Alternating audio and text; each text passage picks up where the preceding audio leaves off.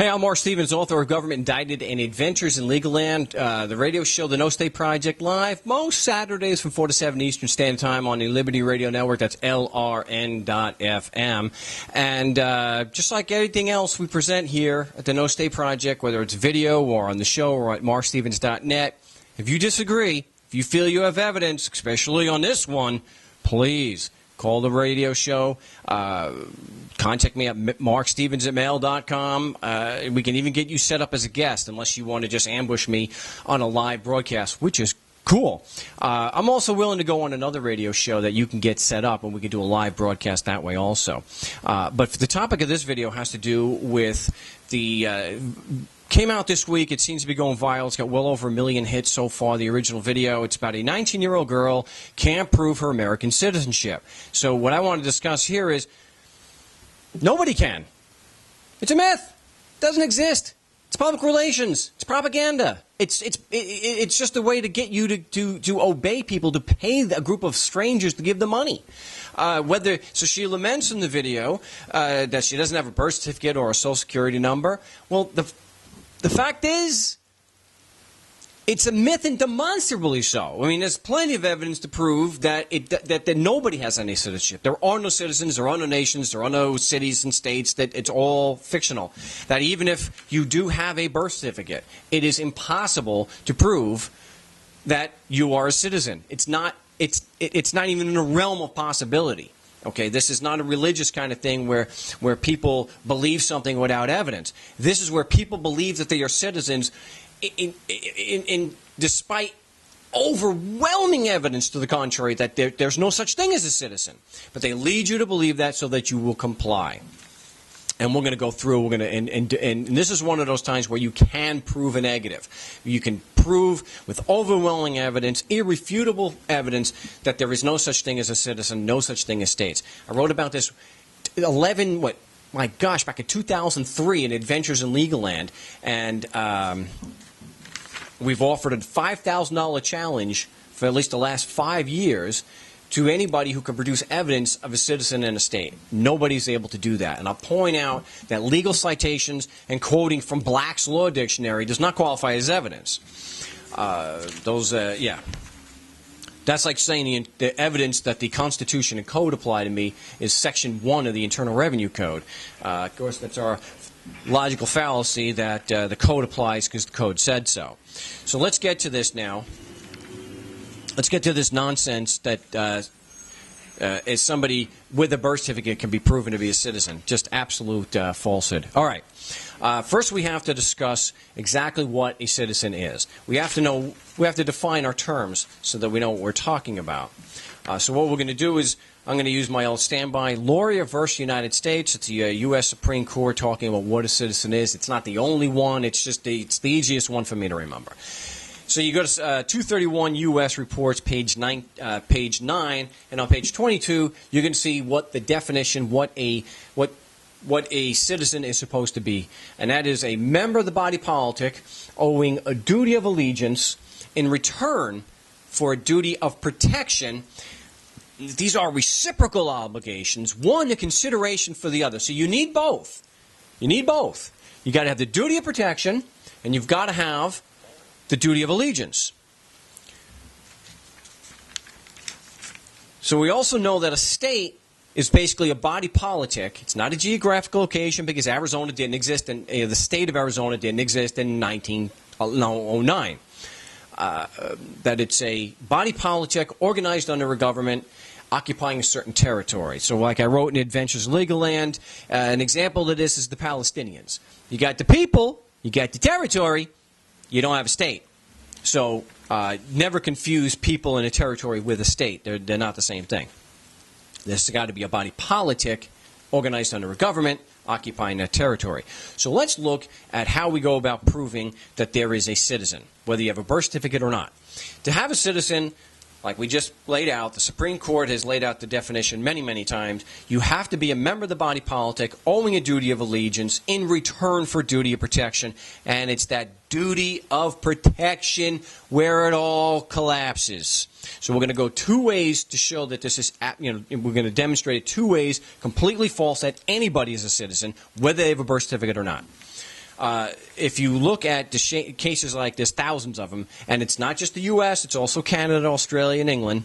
I'm sure every jurisdiction has it. If you look here in the U.S., one is DeShaney versus County Winnebago, 489 U.S., page 189, or also Bowers versus DeVito, which is 686 Federal Second Report, page 616. And this is where they come out and they always give us the same thing.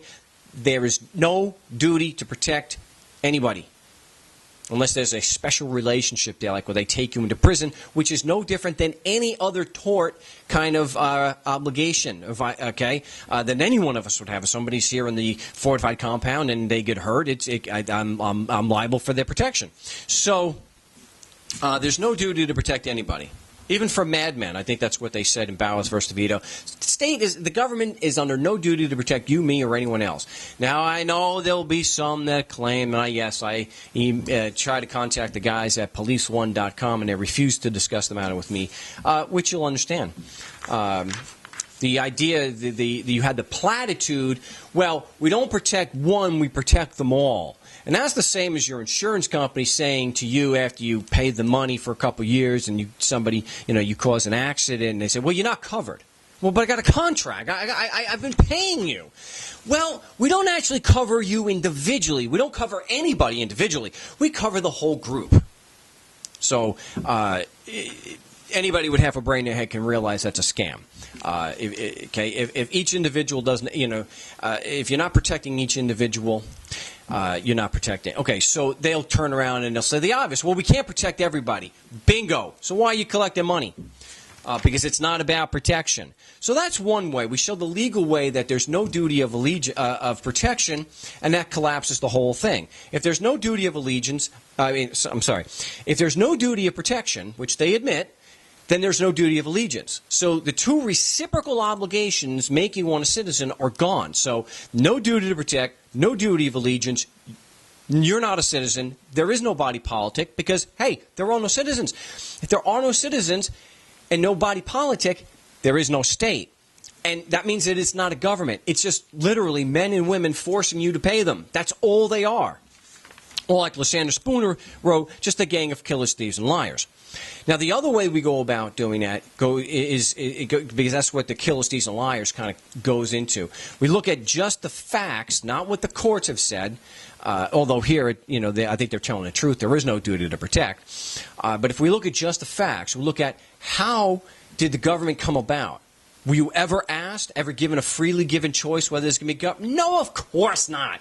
All support is pay or go to jail. It's compulsory. If they were interested in protecting you, they wouldn't be your life, liberty, and property. They wouldn't be violating it by forcing you to pay them. Remember, if I did things like the government types and I forced you to give me money, would you consider me a criminal? Well, same standard applies to everybody. Government is just men and women. That's it. There is no government. There's just men and women forcing you to pay them, and we all can agree that is criminal. So because they're forcing you to pay, no duty to protect you is created. Therefore, there's no reciprocal obligation of allegiance. So once again, it all collapses. You don't have a duty of allegiance. You don't have a duty of protection. You are not a citizen. The facts are against it. Totally against it. If there are no citizens, there is no body politic. No body politic, there is no state, there is no government. They're just people. That we can prove. So that's all we need to do to collapse this idea that anybody is a citizen, even if they have a birth certificate. Because it still goes into the same basic operating presumption. Well, if you're born in New York, then the Constitution and laws apply, you're a citizen. No, there's not a single shred of evidence to support that argument. And the argument being if you're physically in New York, then the Constitution and laws apply to you. But there's no evidence to support that argument. Zero. You can say, but you're here in New York. Got that. What facts do you have that the law applies to me, though? All you can do is, well, the law says that's circular logic. That's a logical fallacy. That's not evidence that applies in the first place. So there, what's unfortunate here too is not that no one's a citizen, that we're being controlled by a bunch of psychopaths who force us to pay them, but the blame here, so much blame is being put on this girl's parents. because she is having a difficult time functioning because the psychopaths won't recognize her, instead of putting the blame on the psychopaths where it belongs. Hey, it's wrong to force us to pay you. If there's going to be anger directed at anybody, it should be at the ones who are criminals, the ones who are forcing you to pay them. But we've got this thing called the Stockholm Syndrome. We've got it, or the battered citizen syndrome. What was it? The submitizen. This idea that you can't. It's a sacred cow to question how government gets its money. They steal it. They steal it. So, again, it's really unfortunate here, but my point in the video is that not only can she not prove her American citizenship, that even if she had a birth certificate, nobody could prove she was a citizen anyway. Just because she's got the right paperwork, the psychopaths don't kill her because she's trying to travel or go to school or get married or whatever. But if you think you can do what the bureaucrats and politicians that I have on my website have not been able to do in over 10 years' worth of diligent investigation by me and others, then you're more than welcome to call the No State Project or contact me at markstevens@mail.com, Skype me at frankrizzo3. I'll even go on another radio show. If you believe that you can prove that there is a citizen or citizens in states or whatnot, I'll go on another radio show because I love to hear the evidence, because I've spoken to probably thousands of bureaucrats, which includes cops and prosecutors and judges. None of them could prove that their laws apply or that there were citizens in states, which includes prosecutors we've confronted directly in court to prove that they had a client, and they all failed miserably. But if you think you've got the evidence, I'm more than happy to give you a chance to be a guest on the show or ambush me on a live broadcast. Again, my name is Marc Stevens. The website is markstevens.net.